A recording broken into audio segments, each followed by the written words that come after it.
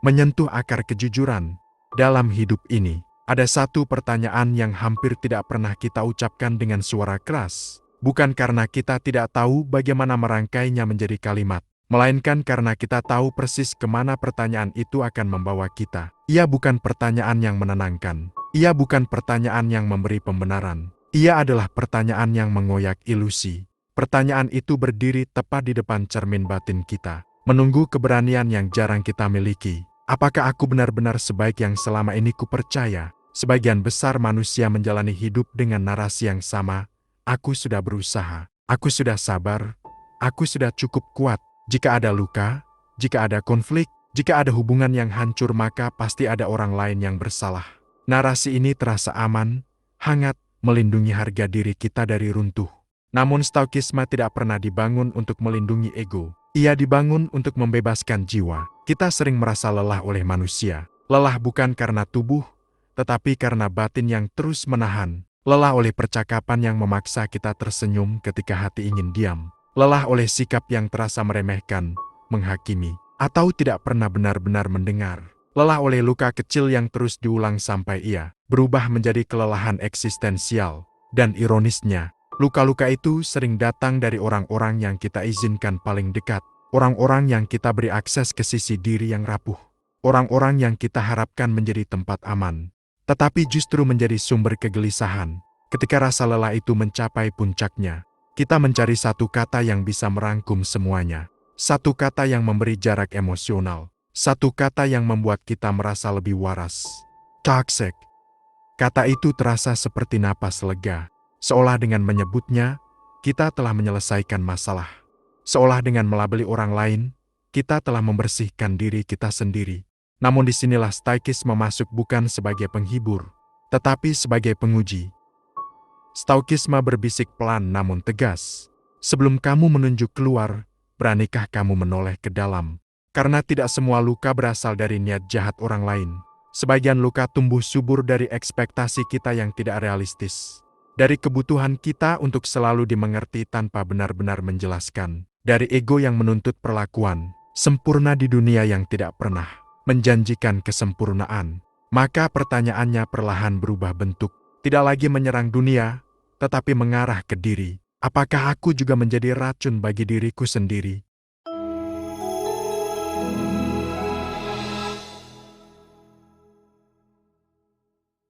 Bagian 1. Tanggung jawab atas batin sendiri. Stoikisme tidak pernah mengajarkan kita untuk membenci manusia. Ia tidak memusuhi dunia. Ia hanya menolak satu kebiasaan lama. Manusia menyalahkan segala sesuatu di luar diri untuk kekacauan di dalam. Bagi seorang stoik, dunia memang tidak adil. Manusia memang sering mengecewakan.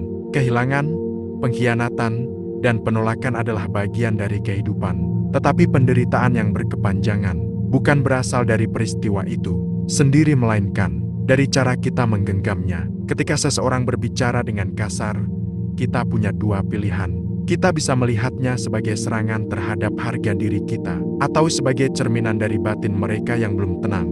Ketika seseorang mengecewakan kita, kita bisa tenggelam dalam kemarahan, atau menyadari bahwa harapan kita telah melampaui kendali kita. Epictetus mengingatkan, bukan peristiwa yang menyakiti manusia, melainkan penilaian mereka terhadap peristiwa itu. Kalimat ini bukan untuk menyalahkan korban. Ia untuk membebaskan manusia dari penjara pikirannya sendiri. Karena selama kita percaya bahwa kebahagiaan kita ditentukan oleh sikap orang lain, kita akan selalu menjadi tawanan. Tawanan opini, tawanan perlakuan, tawanan harapan yang tidak pernah kita kendalikan. Bagian 2. Racun yang kita pelihara sendiri. Ada luka yang datang lalu pergi. Tetapi ada luka yang kita rawat, kita beri ruang, kita ingat setiap detailnya, kita putar ulang setiap malam seperti film yang tidak pernah selesai. Kita menyimpan dendam bukan karena tidak bisa melepaskannya, tetapi karena kita takut jika kita melepaskannya, maka penderitaan kita akan terasa sia-sia. Kita berkata ingin sembuh, tetapi diam-diam kita masih memeluk rasa sakit itu sebagai identitas. Lalu kita bertanya, mengapa hidup terasa berat? Mengapa pikiran tidak pernah benar-benar tenang? Mengapa kita selalu lelah bahkan ketika tidak melakukan apa-apa? Stoikisme menjawab dengan kejujuran yang dingin. Mungkin karena kamu terus menuangkan racun yang sama ke dalam jiwamu sendiri. Bagian 3. Menjauh tanpa membenci. namun penting untuk dipahami. Stoikisme tidak meminta kita menjadi tempat sampah emosi orang lain.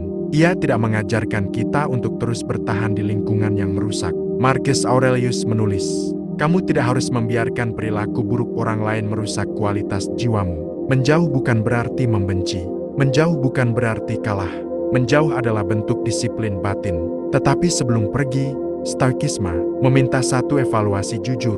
Jangan membawa racun yang sama ke tempat berikutnya. Jika setiap hubungan berakhir dengan konflik yang serupa, jika setiap kedekatan terasa melelahkan, jika setiap perpisahan selalu meninggalkan luka yang sama, maka mungkin ada pola yang belum kita sadari. Bagian 4. Kesadaran sebagai awal ketenangan. Stoikisme tidak menjanjikan hidup tanpa luka. Ia menjanjikan hidup dengan kejernihan. Sadar bahwa kita tidak bisa mengontrol siapa yang datang dan pergi. Tetapi kita bisa mengontrol respons kita. Kita bisa mengontrol batas. Kita bisa mengontrol cara kita memelihara pikiran. Dan pada akhirnya, kedamaian bukan hasil dari dunia yang berubah. Kedamaian adalah hasil dari batin yang berhenti berperang dengan kenyataan. Kejujuran terakhir. Maka ketika suatu hari kamu merasa dikelilingi oleh orang-orang toksik, berhentilah sejenak, tarik napas, dan ajukan pertanyaan yang jarang diajukan manusia. Apakah aku benar-benar dikelilingi racun? Atau aku belum belajar membersihkan pikiranku sendiri? Karena hanya mereka yang berani jujur pada dirinya, yang benar-benar pantas hidup dalam ketenangan. Bagian 5. Manusia, ego, dan kelelahan yang tak terucap. Ada kelelahan yang tidak pernah terlihat oleh mata. Ia tidak membuat tubuh roboh, tetapi membuat jiwa perlahan kehilangan rasa. Kelelahan ini lahir ketika kita terlalu lama menahan, terlalu sering mengalah, dan terlalu jarang jujur pada diri sendiri. Kita hidup di dunia yang memuji ketahanan, tetapi jarang mengajarkan kesadaran. Kita diajarkan untuk bertahan, bukan untuk memahami batas. Maka kita terus memaksa diri hadir di tempat-tempat yang menguras batin, dalam hubungan yang membuat kita mengecil, dalam percakapan yang menuntut kita menjadi versi palsu dari diri sendiri. Di sanalah ego bekerja diam-diam. Ego yang ingin dianggap kuat, ego yang ingin dipuji sebagai orang sabar, ego yang takut dicap lemah jika memilih pergi. Namun Stoikisme berkata, kelelahan batin bukan tanda kelemahan. Ia adalah sinyal bahwa ada sesuatu yang dilanggar terlalu lama. Bagian 6. Kebiasaan menjadi korban. Tanpa sadar, kita bisa jatuh cinta pada peran korban. Bukan karena kita ingin menderita, tetapi karena peran itu memberi kita satu hal penting, pembenaran. Sebagai korban, kita tidak perlu berubah. Kita tidak perlu bercermin. Kita hanya perlu menunjuk. Stoikisme meruntuhkan kenyamanan ini. Ia bertanya dengan dingin, jika kamu terus berada di situasi yang sama, apakah dunia yang kejam, atau kamu yang belum belajar memilih? Pertanyaan ini tidak menyalahkan, ia membangunkan. Bagian 7. Batas adalah bentuk cinta pada diri sendiri. Banyak orang mengira Stoikisme adalah tentang menahan segalanya. Padahal justru sebaliknya, Stoikisme mengajarkan batas. Batas bukan tembok kebencian, ia adalah pagar kesadaran. Kita tidak berutang akses ke batin kita kepada siapapun, tidak kepada keluarga, tidak kepada teman, tidak kepada siapapun yang meremehkan ketenangan kita. Menjaga batas bukan tindakan egois, ia adalah tindakan sadar. Bagian 8. Kesendirian yang menyembuhkan. Ada saatnya menjauh bukan untuk lari, tetapi untuk mendengar suara sendiri kembali. Kesendirian yang dipilih dengan sadar bukan kesepian. Ia adalah ruang pemulihan. Dalam sunyi, kita mulai mendengar pikiran tanpa gangguan. Kita mulai melihat pola. Kita mulai mengenali luka yang selama ini kita proyeksikan pada orang lain. Stoikisme memuliakan kesunyian ini. Bagian 9. Menerima manusia sebagaimana adanya. Banyak penderitaan lahir bukan karena manusia jahat, tetapi karena kita menuntut mereka menjadi sesuatu yang bukan diri mereka. Stoikisme mengajak kita berdamai dengan kenyataan pahit. Sebagian orang tidak akan berubah. Sebagian orang tidak akan memahami kita. Dan itu bukan tragedi.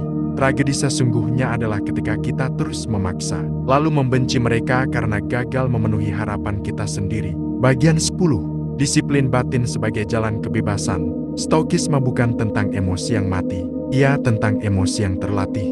Kita tidak mematikan rasa marah, sedih, kecewa. Kita belajar tidak diperintah olehnya. Disiplin batin adalah kemampuan untuk berhenti sejenak sebelum bereaksi, untuk memilih respons daripada refleks. Dan di sanalah kebebasan sejati berada. Ketenangan sebagai hasil latihan seumur hidup. Ketenangan bukan hadiah, Ia adalah hasil latihan yang panjang, sunyi, dan seringkali tidak terlihat. Ia lahir dari keberanian menolak peran korban, dari kejujuran menghadapi ego, dari kesediaan melepaskan luka yang sudah tidak lagi berguna. Maka jika suatu hari kamu kembali merasa dikelilingi oleh racun, jangan terburu-buru menunjuk dunia. Duduklah sejenak, bernapaslah perlahan, dan tanyakan pada dirimu dengan jujur, apa yang sebenarnya sedang aku pertahankan? Karena hanya mereka yang berani menguasai dirinya sendiri, yang akhirnya benar-benar merdeka. 11. Kehancuran ilusi tentang diri sendiri. Ada satu momen dalam hidup yang hampir selalu kita hindari, saat ilusi tentang diri sendiri mulai runtuh. Ilusi bahwa kita selalu benar. Ilusi bahwa niat baik kita selalu murni. Ilusi bahwa jika orang lain melukai kita, maka kita pasti tidak bersalah. Stoikisme memaksa kita duduk diam di depan reruntuhan ilusi itu, tanpa lari, tanpa penghiburan, dan di sana, kita mulai melihat diri kita apa adanya. 12. Kebiasaan menghindari kejujuran. Banyak manusia tidak takut pada rasa sakit. Mereka takut pada kejujuran, karena kejujuran menuntut perubahan, dan perubahan selalu berarti kehilangan sesuatu. Stoikisme mengajarkan bahwa penderitaan terbesar bukan berasal dari kenyataan pahit, melainkan dari usaha tanpa henti untuk menolaknya. 13. Kehilangan dan KETIDAKKIKLAN. Semua yang kita pegang akan pergi, semua yang kita cintai akan berubah, dan suatu hari, kita sendiri akan lenyap. Bukan untuk membuatmu takut, tetapi untuk membebaskanmu. Karena ketika kita benar-benar menerima kefanaan, kita berhenti menggenggam terlalu erat. 14. Latihan melepaskan. Melepaskan bukan peristiwa. Ia adalah latihan harian. Latihan untuk tidak mengulang luka. Latihan untuk tidak membiarkan pikiran berkelana tanpa arah. Latihan untuk kembali ke saat ini, lagi dan lagi. Stoikisme adalah latihan seumur hidup. 15. Keheningan sebagai guru. Dalam keheningan, tidak ada yang bisa kamu salahkan. Tidak ada yang bisa kamu jadikan pelarian. Hanya kamu dan pikiranmu. Di sanalah karakter sejati terbentuk. 16. Hidup tanpa perlu menang. Sebagian besar konflik lahir dari keinginan untuk menang. Menang argumen, menang pembenaran, menang citra diri. Stoikisme mengajarkan bahwa ketenangan seringkali hanya bisa diraih oleh mereka yang rela tidak menang apapun. 17. Menerima ketidakadilan. Hidup tidak adil dan tidak pernah akan adil. Stoikisme tidak memperbaiki dunia. Ia memperkuat batin agar dunia tidak menghancurkanmu. 18. Disiplin pikiran di dunia yang bising. Dunia akan selalu berisik. Opini akan selalu datang. Ketenangan hanya dimiliki oleh mereka yang mampu memilih pikiran mana yang layak diberi perhatian. 19. Menjadi tenang tanpa menjadi dingin. Tenang bukan berarti mati rasa. Tenang berarti tidak dikendalikan. Stoikisme bukan tentang mematikan hati, tetapi tentang menjinakkannya. 20. Kemerdekaan batin. Kebebasan sejati tidak datang dari dunia yang berubah. Ia datang dari batin yang tidak lagi diperbudak oleh reaksi. Dan di sanalah stoikisme berakhir. Bukan sebagai teori, tetapi sebagai cara hidup.